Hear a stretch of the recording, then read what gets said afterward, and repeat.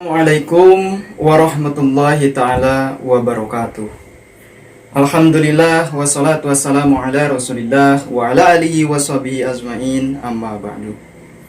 Nah, insyaallah pada kesempatan waktu ini kita akan meneruskan pengajian kita. Dan sekarang kita sedang memasuki tahap yang ke-7 isim.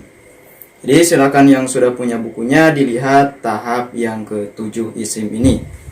Nah, di dalam tahap yang ke-7 isim ini kita akan mengetahui tentang bilangan dalam isim dan jenisnya. Jadi, kita akan mengetahui bilangan-bilangan dalam isim itu ada berapa dan juga jenisnya, dan juga cara untuk mengetahui di dalam Al-Quran atau kitab kuning apakah itu bilangan berjumlah 1, 2, atau banyak. Nah, dalam hal ini kita akan pelajari satu persatu. Jadi setelah kita mengetahui tentang tahap yang pertama, kedua, ketiga, sampai yang ke-6, nah di sini akan kita teruskan pengajian kita. Kita memasuki tahap yang ke-7. Nah, dalam tahap berikutnya kita akan mengetahui suatu kedudukan bilangan dari kalimat isim. Apakah itu jumlahnya 1, apakah 2, apakah banyak. Jadi setelah kita mengetahui dan memahami tentang kalimat isim, bahwa yang dimaksud dengan kalimat isim itu nama benda, nama manusia, nama binatang, nama tempat, nama sifat, nama anggota tubuh, dan yang lainnya. Nah, inilah yang dimaksud kalimat isim. Jadi di dalam Al-Quran atau kitab kuning, jika Anda menemukan suatu kalimat yang kalimat tersebut menunjukkan nama benda, manusia, tempat, binatang, sifat, nah itu adalah kalimat isim. Nah, pertanyaannya bagaimana cara mengetahui apakah benda tersebut berjumlah 1, 2, 3, bahkan banyak? Nah, dalam hal ini akan kita pelajari. Yang pertama akan kita ketahui tentang bilangan berjumlah 1. Jadi bagaimana cara mengetahui di kalimat isim itu berjumlah 1? Jika manusia atau binatang atau tempat atau benda jumlahnya hanya ada 1, Anda lihat dalam kehidupan sehari-hari, atau Anda lihat dalam kitab kuning hanya ada 1, hanya ada sendiri, nah maka isim tersebut dinamakan isim mufrad. Jadi yang pertama yang akan kita ketahui yaitu isim mufrad. Nah, apa itu isim mufrad? Atau bagaimana ta'rif dan definisi mengenai isim mufrad? Nah, silakan dilihat di situ ada isim mufrad itu wa huwa ma laisal musanna wala majmu'an wala mulhaqan bihima wala minal asma'il khamsati awi sittati. Yaitu bilangan yang bukan berjumlah tasniyah 2, bukan berjumlah jamak yaitu banyak, bukan mulhaq dari tasniyah ataupun mulhaq dari jamak, dan bukan termasuk isim asma'ul sittah atau asma'ul khamsah, maka itu dinamakan isim mufrad. Nah, contoh di sini seperti ja'a zaidun. Nah, bisa kita lihat ja'a zaidun. Zaidun, nah itu dinamakan isim mufrad. Kenapa isim mufrad? Nah, nanti kita akan deteksi kenapa zaidun ini dinamakan isim mufrad. Lalu yang kedua, bilangan berjumlah 2. Bilangan berjumlah 2. Jika Anda lihat dalam kehidupan sehari-hari atau dalam kitab kuning, nama manusia atau nama benda atau nama binatang atau nama sifat jumlahnya ada 2, nah maka di dalam bahasa Arab itu dinamakan isim tasniyah. Jadi 2 tersebut dinamakan isim tasniyah. Contohnya di sini seperti ja'a zaidani. Nah, zaidani itu namanya isim tasniyah. Kenapa dia dinamakan isim tasniyah? Nah, nanti akan kita bahas cara mendeteksi isim itu adalah tasniyah. Lalu yang ketiga, bilangan berjumlah 3 atau banyak. Jika Anda lihat dalam kehidupan sehari-hari atau dalam kitab kuning, nama manusia atau nama benda atau nama binatang atau nama sifat jumlahnya banyak, lebih dari 3 atau ada 3, nah maka itu dinamakan isim jamak. Contoh seperti ja'a zaiduna. Bisa dilihat ja'a zaiduna Nah, Zaiduna itu termasuk isim jama'. Kenapa dia dinamakan isim jama'? Nah, nanti akan kita bahas mengenai pendeteksian isim tersebut dinamakan mufrad, tasniyah, atau jama'. Jadi untuk kesimpulan, daripada isim atau untuk jumlah adat daripada isim, nah ini terbagi menjadi 3. Pertama ada isim mufrad, yang kedua ada isim tasniyah, yang ketiga ada isim jama'. Jika isim tersebut berjumlah 1, maka itu dinamakan isim mufrad. Jika berjumlah 2, maka itu dinamakan isim tasniyah. Dan jika berjumlah banyak, 3 dan seterusnya, maka itu dinamakan isim jama'. Nah, pertanyaannya, bagaimana cara kita mendeteksi di dalam Al-Quran atau kitab kuning isim tersebut mufrad, tasniyah, atau jama'? Akan kita bahas, yaitu sebagai berikut. Cara mengetahui isim tasniyah. Jadi pertama kita akan mendeteksi cara mengetahui isim tasniyah terlebih dahulu. Nah, adapun cara mengetahui isim tasniyah yaitu bisa kita ketahui dengan melihat tanda-tanda isim tasniyah tersebut. Jadi pertama akan kita deteksi kalimat tersebut. Jika dia dikatakan isim tasniyah, dia harus mempunyai tanda atau ciri-ciri yang menunjukkan bahwa itu adalah isim tasniyah. Bagaimana tandanya? Nah, di sini pertama, bila terdapat alif dan nun di belakang kalimat isimnya. Suatu kalimat isim bisa dikatakan isim itu tasniyah jika terdapat alif dan nun di belakang kalimatnya. Jadi seperti di gambar ini, terdapat alif dan nun, nah itu dikatakan isim tasniyah. Yang kedua, bila terdapat ia dan nun di belakangnya. Di nomor yang kedua, jika terdapat ia dan nun di belakangnya, itu juga sama tanda daripada isim tasniyah. Namun ada ketentuan tersendirinya di sini. Bagaimana? Nah, kita akan lanjutkan pengajian kita. Cara mengetahui isim tasniyah yang pertama yaitu bila terdapat alif dan nun di belakangnya. Bila terdapat alif dan nun di belakangnya. Dengan ketentuan nih, ketentuannya yang pertama, huruf sebelum alif itu harus dinasobkan atau difatahkan. Apa itu fatah, apa itu nasab, telah kita pelajari di tahap yang ke-6 kemarin. Nah, jadi sebelum alif itu kalimatnya harus dibaca nasab terlebih dahulu atau difatahkan terlebih dahulu. Ketentuan yang kedua, huruf alifnya harus disukunkan atau dijajamkan. Huruf alif tersebut harus disukunkan atau dijajamkan. Yang ketiga, huruf nunnya harus dijarkan atau dikasrahkan. Huruf nunnya harus dijarkan atau dikasrahkan. Jadi ketentuannya ada 3. Sebelum alifnya harus difathah, huruf alifnya disukunkan, dan huruf nunnya harus dijarkan atau dikasrahkan. Contoh seperti di sini. Contoh Zaidani. Nah, ada alif dan nun di belakangnya.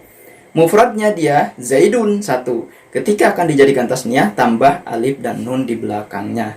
Zaidani dengan ketentuan sebelum alif dibaca fathah, huruf alifnya disukunkan atau dijajamkan, dan huruf nunnya dibaca kasroh. Itulah tanda isim tasniyah. Untuk tanda yang pertama terdapat alif dan nun.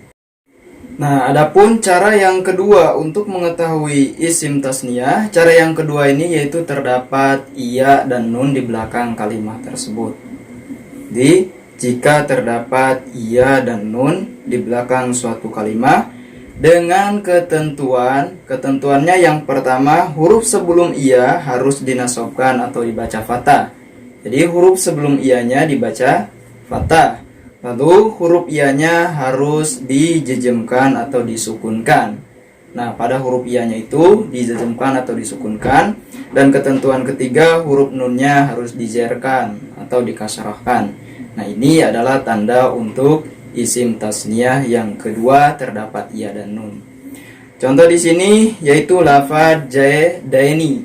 Nah, Zaidaini ketika kita lihat, dia di belakangnya terdapat ia dan nun dengan ketentuan sebelum huruf ia itu dibaca fathah, huruf ianya disukunkan dan huruf nunnya dibaca kasrah. Nah, maka itu termasuk isim tasniyah. Dan mufradnya adalah Zaidun. Ketika kita jadikan tasniyah dengan menggunakan tanda ia dan nun, maka jadilah dibaca zaidaini. Itu tanda isim tasniah. Nah, jadi kesimpulannya, untuk tanda isim tasniah itu ada dua. Pertama terdapat alif dan nun, yang kedua terdapat iya dan nun. Dengan ketentuan tadi telah dibacakan, jadi sama aja ketentuannya untuk tanda alif dan nun, dan juga iya dan nun sama ketentuannya, yaitu dibaca fathah, disukunkan, dan dibaca kasroh atau zer. Nah, contoh mufradnya adalah zaidun. Ketika kita jadikan tasniah menggunakan alif dan nun, jadilah zaidani. Ketika kita jadikan tasniah menggunakan iya dan nun, maka jadilah zaidaini. Lalu selanjutnya ada cara mengetahui isim jama'. Bagaimana cara mengetahui atau mendeteksi suatu kalimat isim dalam kitab kuning atau Al-Quran bahwa isim tersebut termasuk isim jama'? Nah, di sini tandanya ada dua. Tanda yang pertama untuk isim jama' yaitu jika terdapat wawu dan nun di belakangnya. Yang kedua, jika terdapat iya dan nun di belakangnya.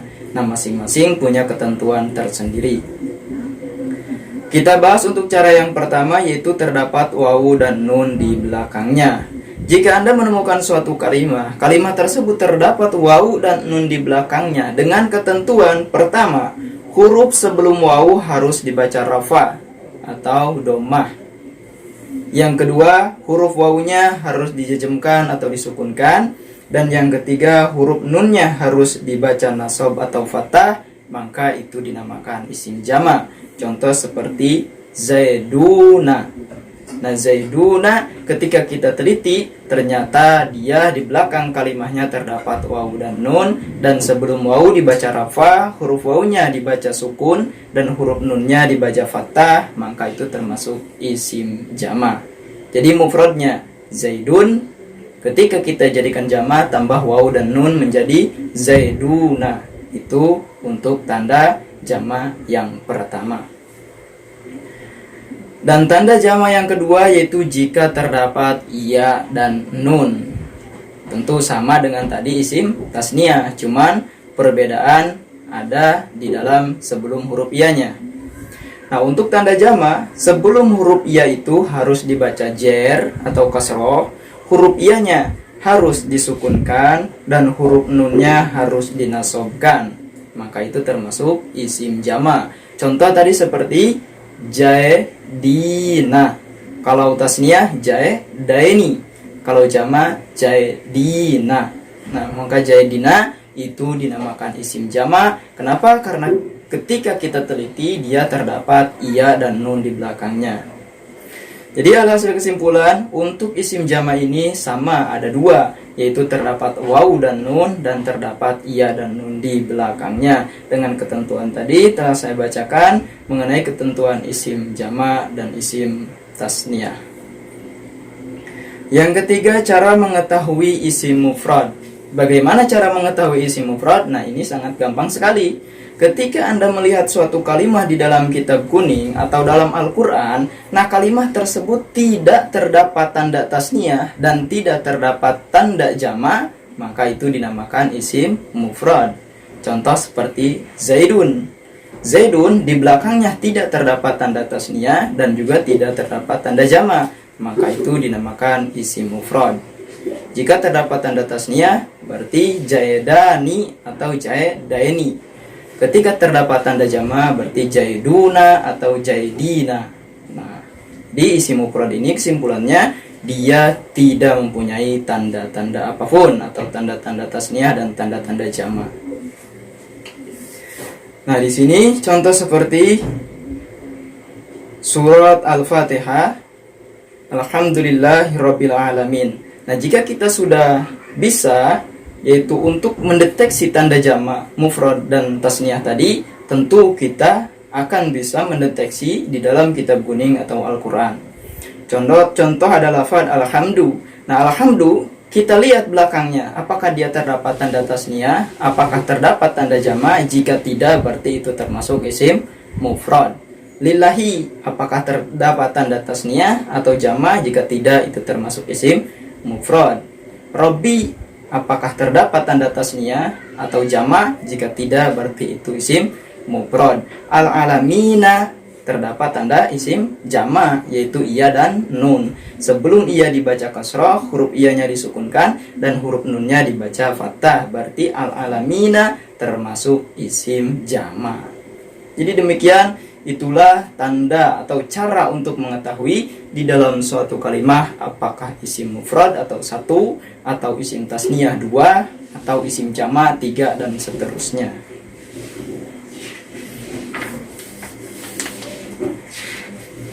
Nah, di sini masih banyak contoh-contoh yang lainnya.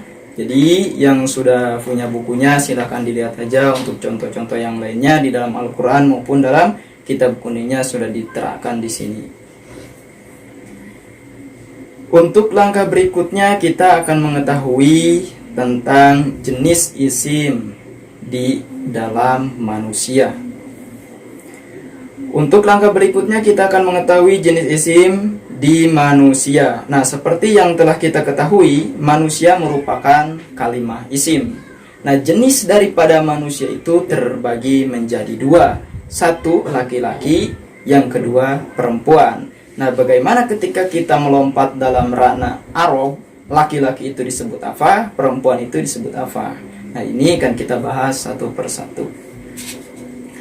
Pertama yang akan kita bahas tentang mudzakkar. Nah, apa itu mudzakkar? Jawab, mudzakkar adalah laki-laki. Nah, jadi jika kita melihat manusia dalam kehidupan sehari-hari, manusia itu berjenis kelamin laki-laki, maka itu disebut isim mudzakkar. Jadi mudzakkar itu yang ranahnya laki-laki. Yang kedua ada muannas. Muannas, apa itu muannas? Muannas adalah perempuan. Nah, jadi jika kita melihat manusia dalam kehidupan kita sehari-hari, manusia itu berjenis kelamin perempuan, maka itu dinamakan isim muannas. Jadi di dalam kitab kuning atau Al-Quran, kita melihat bahwa itu adalah laki-laki disebut mudzakkar, dan jika itu perempuan disebut muannas. Pertanyaannya, bagaimana cara mendeteksi di dalam Al-Quran atau kitab kuning apakah itu mudzakkar, apakah itu muannas? Nah, akan kita bahas cara mendeteksinya gampang. Adapun untuk mengetahui isim mudzakkar dan muannas pada suatu kalimat.